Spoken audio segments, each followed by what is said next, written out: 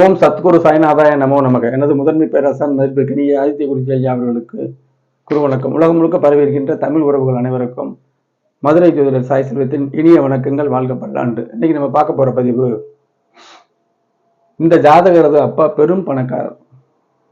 கிரக நிலைகள் எப்படி இருந்தால் ஒரு ஜாதகர் ஆணோ பெண்ணோ அவருடைய அப்பா பெரிய பணக்காரராக இருப்பார் அப்படிங்கிறது தான் விளக்க போறவங்க. ஒவ்வொரு வினாடியும் கிரகங்களுடைய செயலாலே மனிதனுடைய வாழ்க்கை நடக்கிறதுங்க. நம்ம முயற்சிகள் வேண்டும் அப்படின்னு பகுத்தறிவாதிகள் சொன்னாங்கன்னா, பகுத்தறிவாதிகள் சொல்லிக்கிறவங்க சொன்னாங்கன்னா, அதுக்கும் ஜோதிடத்துல விளக்கம் இருக்கு. 3ஆம் பாவம் முயற்சி ஸ்தானம். முயற்சி ஸ்தானம் வெளிச்சமா இருந்தா தன்னால யாருமே தூண்டாம அவர் முயற்சி செய்வார் அப்படிங்கிறதுக்கு. எதை ஜோதிடம் இல்லைங்கிறவங்க, கடவுள் இல்லைங்கிறவங்க எந்த ஒரு கேள்வியை கேட்டாலுமே அதுக்கு ஜோதிடத்துல விடை இருக்கு. ஆணித்தரமா சொல்லுவேன். இந்த பதிவை பார்க்கறதுக்கு முன்னாடி எனது அஸ்ட்ரோ சாய் செல்வம் அப்படிங்கிற யூடியூப் சேனலை சப்ஸ்கிரைப் பண்ணுங்க, லைக் பண்ணி ஷேர் பண்ணுங்க. அதுல எனது மேன்மை மிக்க ஆசான் அவர்களுடைய கிரக பாவக சுபத்துவ பாவத்துவ சூட்சும கோட்பாட்டின்படி இதுலதான் ஜோதிடமே இருக்கு. எங்க போனாலும் எங்க சுத்தி வந்தாலும் அந்த கிரகத்துடைய வெளிச்சம் இருள், ஜோதிஷம் ஒளியியல், ஒளிதான் ஜோதிடம். ஒரு கிரகம் எத்தகைய ஒளியோடு இருக்கு, எத்தகைய இருள்தன்மையோடு இருக்கு, இதெல்லாம் பலன் இருக்கு. சுபத்துவ பாவத்துவத்தின் அளவீடுகள் முக்கியம். அளந்து விட்டுக்கிட்டு அளந்து பார்க்கறதுல பிரயோஜனம் இல்லை, அளந்துக்கிட்டே போறது பிரயோஜனம் இல்லை. அளவுகளை பார்க்கணும், அதுலதான் பலனே இருக்கு. குவாலிட்டி அதில் தான் இருக்கு. கல்வி, வேலை வாய்ப்புகள், திருமணம், வெளிநாடு பயணம், திருமண தோசை, எத்தனை வயசுல ஆணா இருந்தா எப்ப திருமணம் செய்யலாம், பெண்ணா இருந்தா அவங்களுக்கு எப்ப திருமணம் செய்யலாம், இது பொதுவானது. ஆணுக்கு 30 வயசும் பெண்ணுக்கு 26 வயசு சொல்லுவாங்க. ஒவ்வொரு ஜாதகத்துக்கும் மாறுபடும். சுபமான தசாபுத்திகள் வரும்பொழுதுதான் திருமணம் பண்ணணும், கோச்சாரத்தை இணைக்கணும். இப்படிலாம் ஒரு வார்த்தையில் இல்லாம பல காம்பினேஷனை பார்த்து தான் எந்த ஒரு செயலுமே, திருமணம் மட்டும் இல்லை, எந்த ஒரு விஷயமே நம்ம முடிவு பண்ணணும். தொழில் தொடங்கினாலும் அப்படித்தான். இது சம்பந்தப்பட்டமா வீடியோக்கள் 1200க்கும் மேற்பட்ட வீடியோக்கள் என்கிட்ட இருக்குது.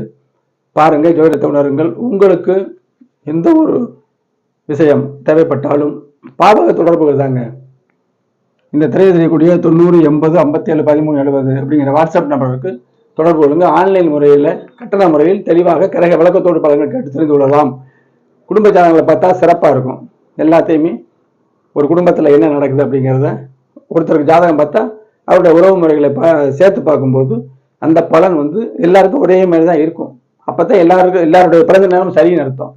ஒரு ஜாதகத்தில் வித்தியாசப்பட்ட பிறந்த நேரம் அவருக்கு தவறுன்னு உறுதியாக சொல்லிடலாம். நம்ம பார்க்கக்கூடிய உள்ளூர் நண்பர்கள், வெளியூர் நண்பர்கள், வெளி மாநிலத்தில் உள்ள வெளிநாட்டில் உள்ளவர்கள்லாம் அறிவார்கள். ஒரு தரம் பார்த்து அடுத்தடுத்து பார்ப்பாங்க. இப்போ கான்செப்டில் போவோம். எந்த செயலுமே கிரக செயல்னு சொல்லிட்டேன். ஜாதகரது அப்பா பெரும் பணக்காரர். எப்படி அப்பா அங்கே முதல்ல எந்த ஒரு விஷயத்துக்குமே பாவகம், பாவாதிபதி, காரகம் அப்படிங்கிறத சொல்லணும். 3மே நல்ல ஒளியா இருந்தால் 90% வந்துடும். எதுலையாவது ஒரு இருள் இருந்துச்சுன்னா அது தக்கன அவருடைய தரம் இருக்கும், அப்பாவோட தரம். ஒரு இது மட்டும் வெளிச்சம் இருந்தால் அவர் இருக்காரு.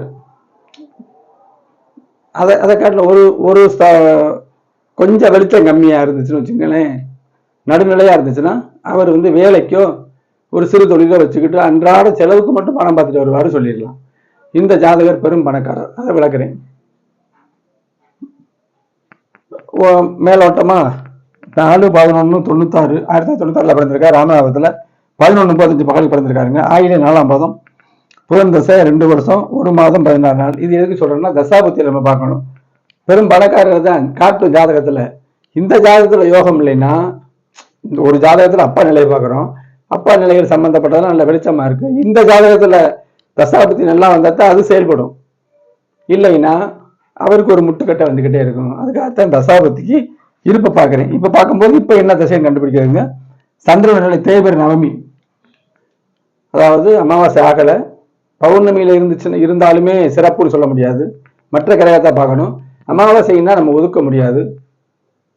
அதுலேயும் சில விஷயங்கள்லாம் சுபத்துவ பாவத்துவம் இப்படி பார்க்கணுங்க. காம்பினேஷனாக தான் பார்க்கணும் ஜோதிடத்தில் அப்படிங்கிற சொல்கிறேன். இப்போ இந்த விளக்கத்தை பார்ப்பாங்க. முதல்ல இவர் லக்கணம் மகரம், சரியா? மகரம். இப்போ சிம்ம வீட்டை பார்க்கணும். சிம்ம வீட்டில் செவ்வாய் தான், சனிக்கு ஆகாதவர் தான்.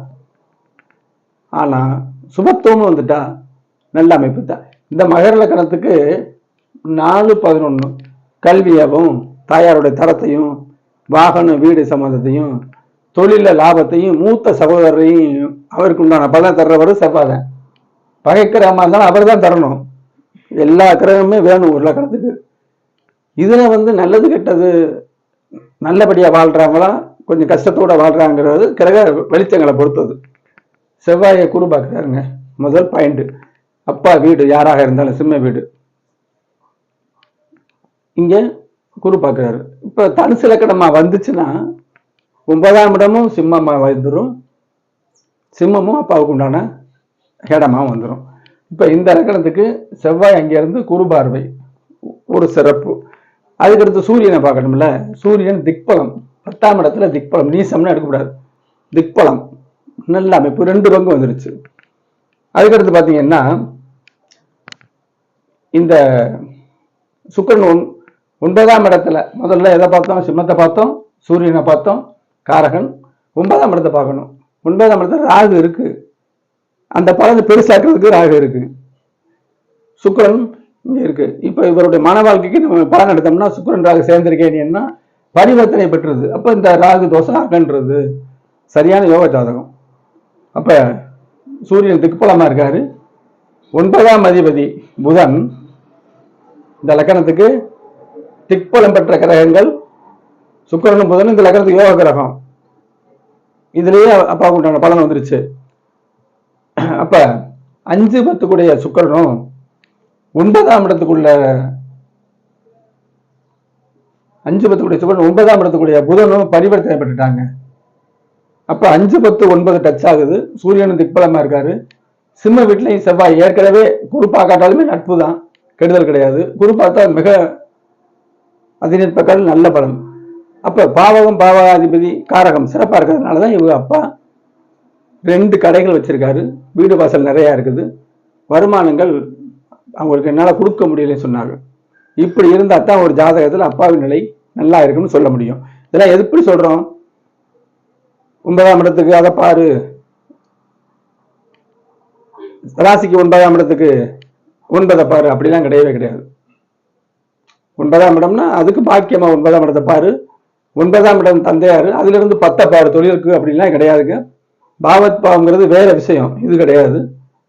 கிரக பாவக சுபத்துவ அமைப்புப்படி அந்தந்த ஸ்தானத்துல இந்த லக்கணத்துக்கு 9ஆம் அதிபதி சூரியன் எப்படி இருக்காருன்னு பார்த்து அதுக்குண்டான தசாபுத்திகள் வரணும்ல. அதை நான் முதல்ல உங்களுக்கு சொன்னேன். இப்ப சுக்கிர தசை மகர லக்கணத்து யோகமான தசை தான் ஓடிக்கிட்டு இருந்துச்சு 2025 வரைக்கும். அதுக்கடுத்து ஆகாத சூரியன் சந்திரன் செவ்வாய் ராகு குரு. இந்த ஜாதகத்துல வந்து லக்கணத்துக்கு ஆகாத கிரகங்கள் நன்மை தர்ற ஒரு விசேஷ ஜாதகமா எடுத்துக்கலாம். ஆகாத மகரத்துக்கு ஆகாத கிரகமும் நன்மை செய்யுங்கிறது ஒரு உதாரணம். யோகமான கிரகங்களும் சில இடத்துல கெட்டு போகும் ஒரு ஜாதகத்துல. இதுல நல்ல கிரகமும், அதாவது மகரத்துக்கு சுக்கிரன் யோகர் தான். இங்க கிரக அமைப்புகள்னால சுக்கிர தசை நல்லா தான் இருக்காங்க. ஆகாத சூரிய தசை வந்தாலும் கீழ்நிலையில போக போறது இல்லை, வெளிச்சம். சந்திர தசையும் வெளிச்சம், செவ்வாயும் வெளிச்சம், ராகு வெளிச்சம், குரு வெளிச்சம். அப்ப கடைசி வரைக்குமே இவர் தந்தையாருடைய பிராப்தத்தை பெற்று தந்தையாட்ட அந்த தொழில் தான் இவர் பார்க்குறாரு. அவருக்கு பிறகு இவர் தான் பார்க்க போறாரு. அந்த அமைப்புல மிகுந்த யோகமான ஜாதகம்ங்க. உங்களுக்கு வயசுக்கு தகுந்தவார் உங்க தந்தை, உங்க பிள்ளைகளுடைய ஜாதகம், உங்க பேர குழந்தைகளோட ஜாதகம், அந்த ஜாதகப்படி அவங்க அப்பா எப்படி இருக்காரு அப்படின்னு தெரிஞ்சுக்கிற விரும்பணும்னா தாராளமாக எனது வாட்ஸ்அப்பை தொடர்பு கொள்ளலாம். கிரக விளக்கத்தோடு தெளிவாக உங்களுக்கு பலனை சொல்கிறேன். அடுத்து ஒரு முக்கியமான பதிவில் சந்திப்போம். நன்றி, வணக்கம்.